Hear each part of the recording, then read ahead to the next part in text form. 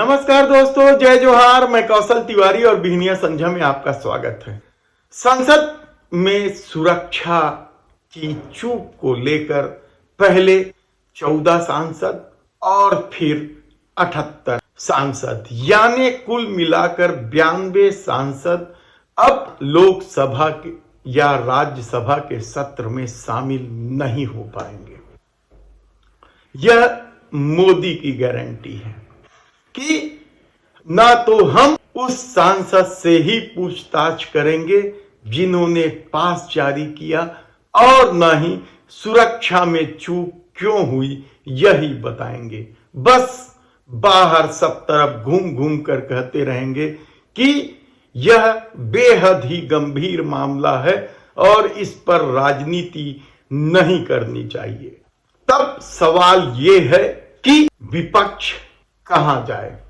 यदि संसद में भी सवालों के जवाब देने से सरकार मना कर दे तब विपक्ष के सामने क्या रास्ता बचता है। हालांकि देश के प्रधानमंत्री नरेंद्र मोदी ने संसद के भीतर ही सीना ठोक कर कहा था कि एक अकेला सब पर भारी है और विपक्ष जो बचने का रास्ता ढूंढ रहा है वह रास्ता नहीं मिलेगा।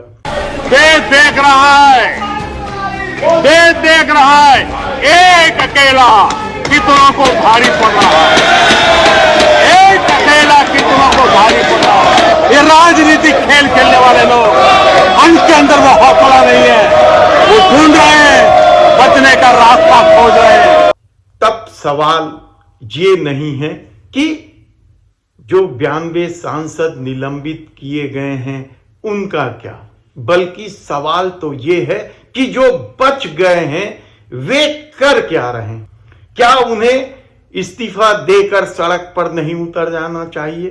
क्योंकि देश के प्रधानमंत्री नरेंद्र मोदी ने तो 2024 की तैयारी शुरू कर दी है।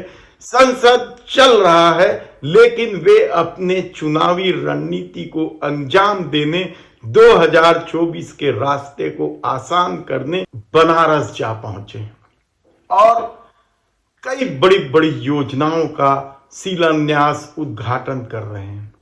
पूरे देश में घूमने का प्लान है और इस प्लान को अमली जामा पहनाने के लिए विकसित राष्ट्र का संकल्प लिए प्रचार का सामान भी तैयार कर लिया गया है। ऐसे में जब संसद में ही विपक्ष की बात नहीं सुनी जा रही है तो फिर संसद में बैठने के औचित्य को लेकर सवाल उठना स्वाभाविक है। क्या तमाम लोगों को इस्तीफा देकर सड़क पर आ जाना चाहिए? क्योंकि इस दौर में जिस तरीके से देश के प्रधानमंत्री नरेंद्र मोदी ने समूचे विपक्ष को हिंदू विरोधी, समूचे विपक्ष को राष्ट्र विरोधी और भ्रष्टाचार में लिप्त का तमगा दिया है, उसके बाद उन्होंने जिस तरीके से सत्ता को अपने अनुकूल करने के लिए खेल खेला है उसमें बचा क्या है? क्या सुप्रीम कोर्ट बचा है? उससे भी अब उम्मीद इसलिए टूटने लगी है क्योंकि हर मामले में फटकार तो सरकार को लगाई जा रही है लेकिन फैसले उससे इतर होने लगे। आप नोटबंदी का मामला देख लीजिए, क्या आया फैसला कोई नहीं जानता। राफेल का फैसला क्या आया कोई नहीं जानता।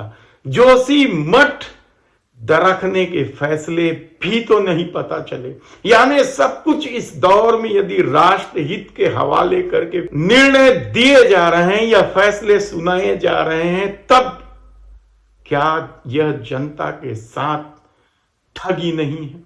हिडनबर्ग की रिपोर्ट के बाद गौतम अडानी जिस तरीके से सामने आए हैं उसके सारे मामले, मित्र प्रेम की चर्चा सब तरफ हो रही है और अब तो महाराष्ट्र में महाआघाड़ी यानी शिवसेना के नेतृत्व में कांग्रेस और एनसीपी भी धारावी को लेकर लगातार प्रदर्शन कर रहे हैं। लेकिन यदि बात ही नहीं सुनी जाएगी, जवाब ही नहीं दिया जाएगा तब संसद में बैठने के औचित्य को लेकर सवाल उठना स्वाभाविक।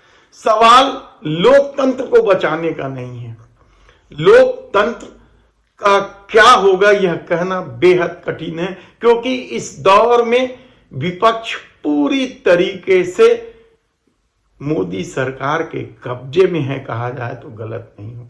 तीनों राज्यों के चुनाव परिणाम, खासकर हिंदी पट्टी के चुनाव परिणाम ने साबित कर दिया है कि मोदी का कोई जवाब नहीं है। उनकी धमक या उनकी कार्यशैली के सामने विपक्ष अपने को असहाय महसूस कर रहा है।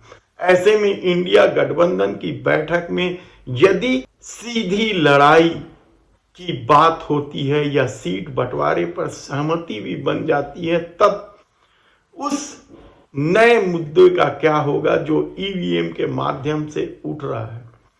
ईवीएम को लेकर आम जनमानस में भी भरोसा नहीं रह गया है, कहा जाए तो गलत नहीं होगा। केवल भारतीय जनता पार्टी के लोगों को भरोसा है या उनसे जुड़े या तालमेल किए हुए लोगों को भरोसा है। ईवीएम को लेकर उठते सवाल सुप्रीम कोर्ट में जवाब के लिए तैयार है, लेकिन यकीन मानिए कि उसका भी निर्णय उसी तरीके से होगा जिस तरीके से महाराष्ट्र में विधायकों के खरीद फरोख्त का मामले को लेकर चल रहा है, तारीख पर तारीख, तारीख पर तारीख। या फिर धारा 370 को लेकर जो फैसले आए हैं या नोटबंदी को लेकर जो फैसले आए हैं, क्या ये फैसले हैं? आप एक बार जरूर सोचिएगा कि किस तरीके से धारा 370 को लेकर सुप्रीम कोर्ट का रवैया रहा। ऐसे में विपक्ष के सामने चारा क्या है? सिर्फ एक ही रास्ता बचता है कि वह सब कुछ छोड़कर जनता के दरवाजे पर जा पहुंचे, सड़क की लड़ाई में उतर जाए, एक एक आदमी के पास जाकर याचना करें कि लोकतंत्र को बचाना है तो इस खेल को बंद करना होगा। लेकिन क्या यह खेल बंद होगा? यह सबसे बड़ा सवाल है। और यदि बचे हुए सांसदों को यह भी लगता है कि उनकी आवाज संसद में सुनी जाएगी या उनकी आवाज को गोदी मीडिया उठाएगा, तो इससे बड़ी गलतफहमी और जनता के साथ धोखा कोई दूसरा नहीं हो सकता। धन्यवाद।